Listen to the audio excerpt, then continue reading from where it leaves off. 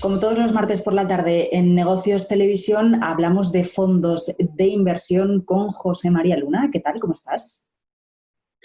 Muy buenas tardes a todos y estupendamente bien, Raquel, muchísimas gracias. Capeando el temporal de nieve, como hablábamos. Bueno, José María, valoración de inicio de año en los mercados. Ya estamos a día 12 de enero y ya hemos tenido sustos importantes, hemos tenido elementos importantes ya en lo poco que llevamos de año y, bueno, pues comportamientos también que quizá quieras destacar. Cuéntanos, ¿cómo lo ves?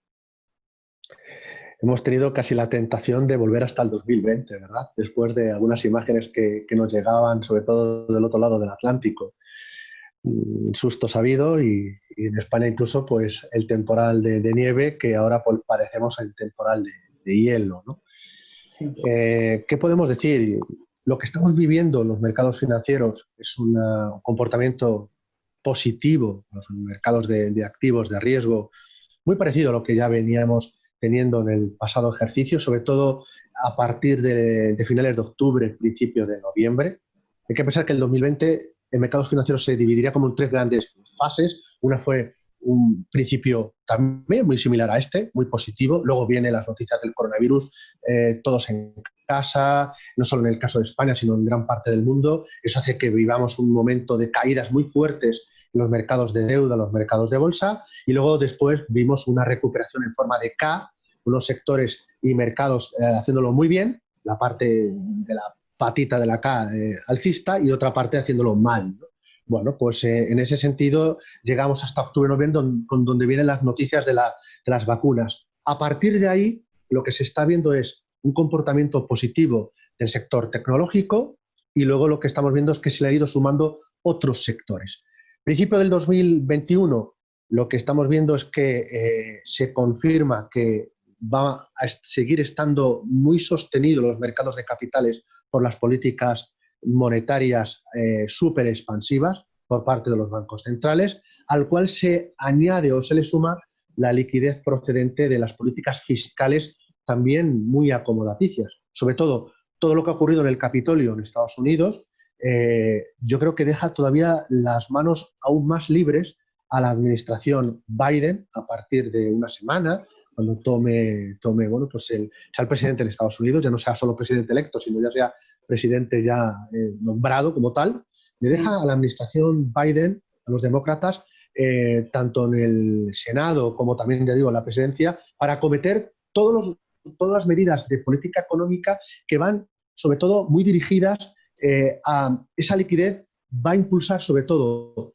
a las small caps, ya lo estamos viendo, un gran comportamiento de las pequeñas compañías norteamericanas, todo lo que suene a infraestructuras, muy importante también, y también todo aquello que suene a el mundo ecológico, medioambiental. Vamos a ver, estamos viendo un gran flujo de dinero. Ya en el 2020 había un enorme interés por parte de los inversores en los fondos ecológicos. A esto se le ha sumado todo lo que es los reguladores, pero también los propios políticos, las propias administraciones. Con lo cual, ¿qué se está viendo? Pues se está viendo esa inercia. Los fondos ecológicos han empezado muy bien, los fondos americanos de small caps. Pero también algo muy importante, Raquel, y quiero que lo entienda también la gente que nos vea, ¿no?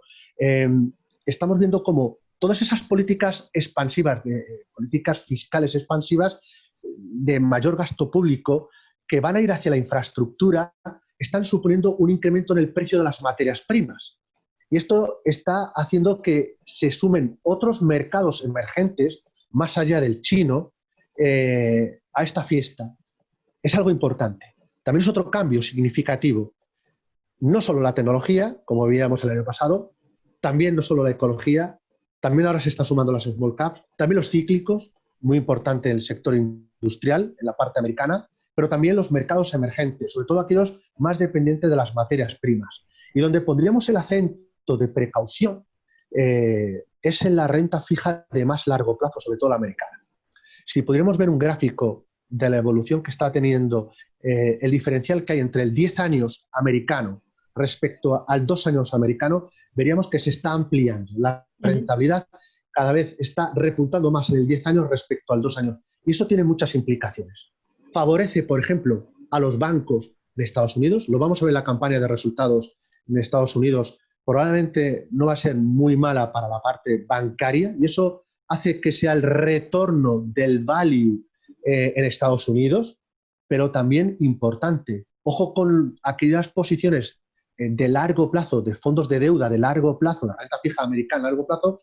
¿Por qué? Pues porque ahí es donde más se puede estar sufriendo. Recuerden ustedes que cada vez que sube la rentabilidad de un bono, cae el precio del mismo. El efecto contrario, lo digo porque mucha gente dirá, ¿por qué mi fondo de deuda está corrigiendo?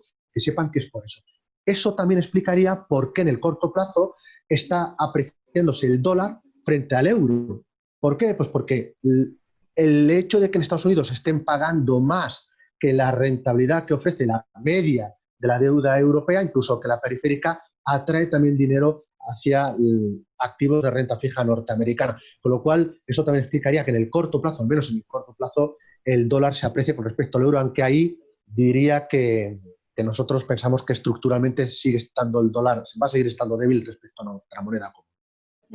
Bueno, ahí tenemos las claves, ¿no? Del arranque de año y me has mencionado varios sectores por los que te quería preguntar. Hoy en esta jornada en negocios estamos poniendo el foco en el sector de la construcción y el sector de las infraestructuras y tú me has mencionado, ¿no? Y que van a estar muy ligados pues, a esos paquetes de ayuda, a esos fondos europeos. Dame algún fondo para este sector de la construcción de infraestructuras, algún nombre que recomiendes dentro de este sector.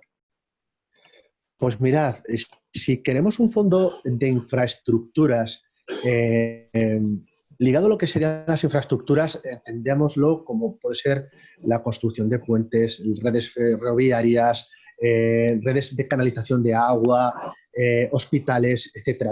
Algo que sea súper sensible para todos y cada uno de nosotros como ciudadanos, pero también para las propias empresas. Elegiría quizás un fondo de Credit Suisse, fondo de la casa Credit Suisse que tiene el producto, el Infrastructure Equity.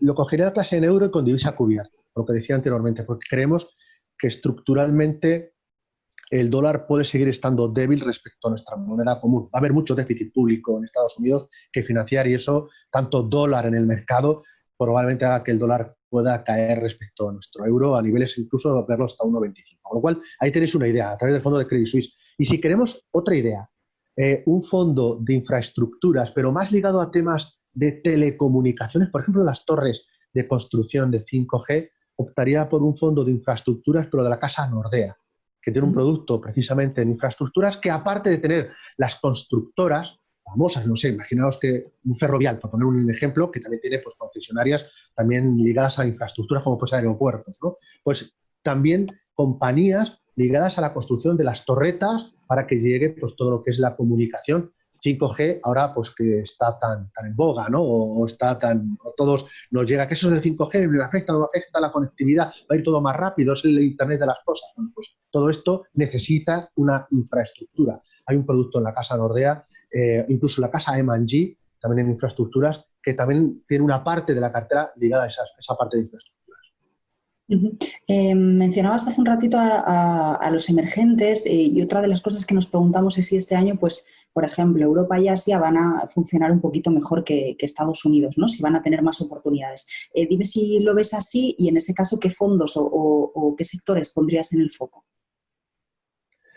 Yo creo que Estados Unidos puede hacerlo bien en este 2021. No olvidemos que todavía estamos en plena pandemia. Estamos manejando de que los vientos de cola, los factores positivos, es la esperanza de que las distintas vacunas funcionen y nos permitan ir poco a poco retomando la normalidad y luego todos los estímulos de política monetaria y fiscal expansivos. Pero no olvidemos que seguimos inmersos en una pandemia. Es decir, todo lo que estoy comentando, si no logramos controlar el coronavirus y con las distintas cepas o alguna vacuna tiene efectos secundarios, Dios no quiera, pero que la pudiera tener o no fuera tan efectiva, o por ejemplo las personas que son inoculadas pueden contagiar a otros, eso no sería nada bueno, ¿de acuerdo? Pero Estados Unidos, pensando en un escenario, no digo súper optimista, normal, ¿de acuerdo? Un escenario base normal de cierta recuperación económica, podría hacerlo bien. Lo que pasa es que no solo la tecnología, repito, small caps, consumo, sector industrial, energías limpias, podría hacerlo bien. Y luego, en la parte de Europa y Asia, sí, Asia ya lo ha hecho muy bien. sobre todo China, pero se le están sumando otros mercados como puede ser Corea o el propio Japón. Muchas veces viene tapado, pero lo está haciendo muy bien. No olvidemos Corea, hay una compañía coreana que es líder en lo que es la construcción de baterías, que a su vez baterías para vehículos autónomos o incluso vehículos eléctricos en China. Y la principal productora está en Corea, Corea del Sur, con lo cual Corea es una economía, igual que Japón, muy cíclica. Y si hay una recuperación económica, son economías que le van a hacer bien, igual que Vietnam, por poner otro ejemplo. Con lo cual, Asia, sí, todo lo que está muy ligado a la parte industrial, pero también lo harían bien toda la parte de tecnología, robótica, inteligencia artificial. Y Europa, sí. Europa es la eterna princesa que al final llega a las 12 y se vuelve todo calabaza, ¿no? Es decir, Europa no termina de arrancar en su conjunto. La excepción es los países nórdicos. Lo hicieron muy bien en el 2020 y lo están haciendo muy bien en el 2021. Pero Europa en su conjunto, incluyendo Alemania, yo creo que puede hacerlo bien por distintos factores. La rentabilidad por dividendo es muy interesante respecto a otras partes del mundo. Por valoraciones, es un mercado que frente a Estados Unidos, incluso frente a algunos mercados asiáticos, es barata. En Europa va a haber también medidas de política fiscal nada austeras, sino van a ser expansivas. Y lo que hace falta en Europa quizás sea más medidas pro mercado, es decir, más pro economía, más pro ciudadanos, y menos medidas en cuanto a burocracia. Y yo creo que también un mejor control de la propia pandemia. Pero Europa, eligiendo bien, podría hacerlo, yo creo que lo podría hacer bien, sobre todo por otro factor importante, la sostenibilidad. Recordemos que estamos inmersos en 3 revoluciones. La digital, ahí hemos perdido totalmente, estamos fuera de juego respecto a Estados Unidos y Asia.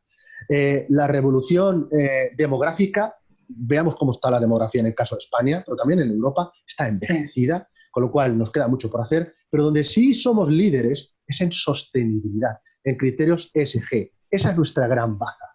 Y yo creo que eligiendo bien fondos de bolsa europea y precisamente ese tipo de compañías, yo creo que podríamos utilizarlo. Por poner algún ejemplo, ¿de acuerdo? Sí. Sabéis que me gusta poner nombres a las ideas. Danos nombres. En la parte nórdica, claro, en la parte nórdica hay una casa que es DNB Asset Management, una gestora que tiene Noruega, tiene Suecia, tiene Dinamarca, Islandia, Finlandia.